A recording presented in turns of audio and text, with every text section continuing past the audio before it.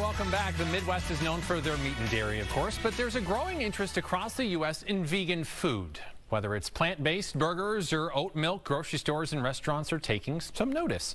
In the month of August, restaurants across the Twin Cities are putting their plant-based dishes to the test through the Vegan Chef Challenge. This morning, we're joined by organizer Abbey Feola, Jason Dorweiler from Tori Ramen, and Kirstin, Kirstin Wiegman from Reverie Cafe and Bar. Good morning to the three of you. Thank you very much for being here. Oh, thank you. Abby, let's start with you. You say vegan, and people are like, okay, what's vegan? Are we not eating? We're not eating meat. We're not eating. What are we narrowing it down to? Yeah, so vegan foods are based entirely on plant products like grains, beans, veggies, fruits. It excludes products that are made from animals or animal products. So vegan means excluding meat, dairy, and egg. Okay. And any other animal product like that. So it excludes stuff like honey and stuff too, correct? Yes, as well. Okay, so you just take the animal away and you get whatever's left, essentially. Yep. You get all the plants. Okay, so why this big push of vegan? Obviously, there's some folks that do it, by choice. They because they're, they don't want to mess with animals. They want natural products. But there are others that have some allergies. So why the big push all of a sudden? Yeah, I think it's not all of a sudden. I think it's a really long building movement and realization of the benefits as well. Okay. And I will say that, every individual has a different reason for eating the way they do. I think it can come from concerns about animals, concerns about the environmental impact, and as well as concerns about how our current consumption impacts our health. So I think every individual has a different combination of those motivations, and it's having such a moment because we're looking for new ways to better our health, decrease our impact on the environment, and to be better to animals. And honestly, and this is my personal opinion, I think vegan has come a long way. Like, I feel like maybe 10 or 15 years ago, and guys, correct me if I'm wrong, 10 or 15 years ago, you'd say vegan and people are like, ooh, that must not taste very good. But you say vegan now, and it's like, ooh, that's interesting. Ooh, I like this. Give us kind of an overview, like getting into where this like chef challenge came from. It's like, ooh, let's make this as delicious as possible. Yeah.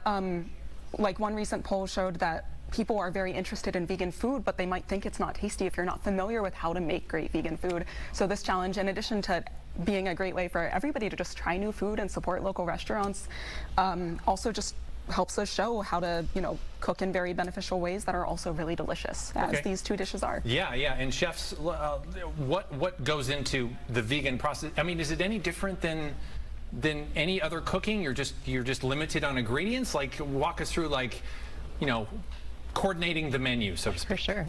I feel like Jason should answer this. Well, I mean, for me, I think it's based on seasonality and just it focuses you to be more creative when you're creating a dish, especially, because you have to rethink what you think about food, and cooking vegan food just forces that creativity out of you. It kind of shows you what you're made of. How do you keep it well balanced? Because, as somebody that's maybe solely vegan, it's like, okay, well, where do you get your protein?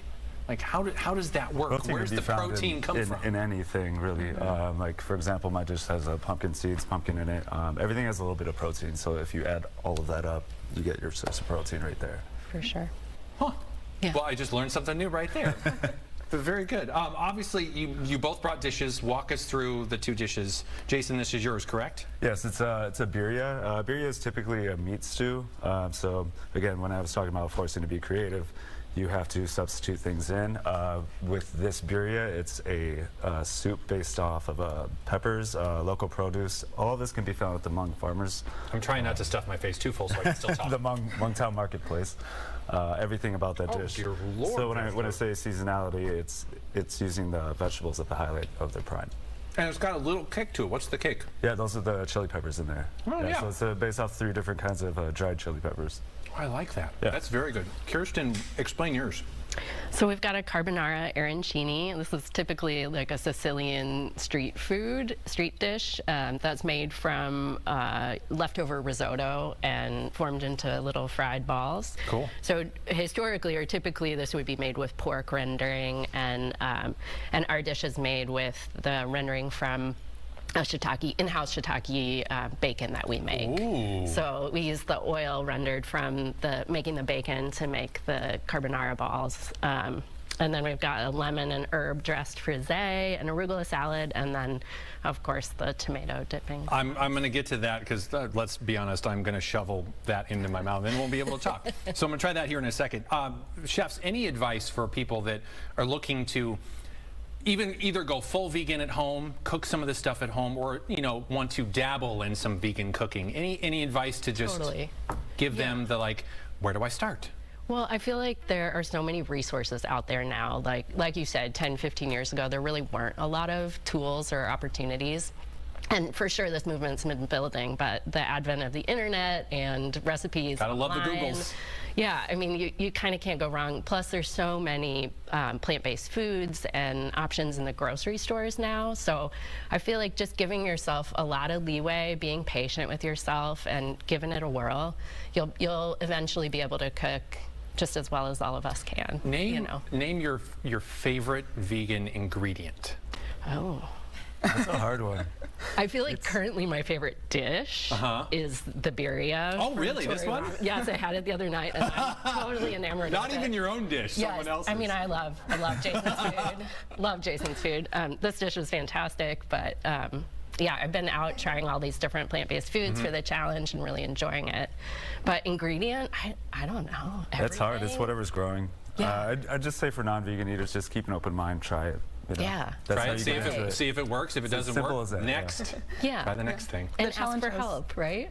Yeah, and the challenge has a whole bunch of dishes. It's open for all local diners to vote. So whether you're vegan, totally not vegan, curious, you can visit all the participant restaurants, including Reverie Cafe and Bar and Tori Ramen. Try their dishes, dine out there, and then you can go online to vote. Awesome. Well, Abby, Jason, and Kirstin, thank you very much. We appreciate it. Good luck to the three of you. If you'd like to explore some of the dishes in restaurants, obviously, you just heard it from Abby. Yes. You can go to TC Vegan Chef Challenge on Instagram. I can read at some point, I think. Kelly, let's send it over to you, and I'm going to... Yeah, you just had food on the mind. We get it. It's okay.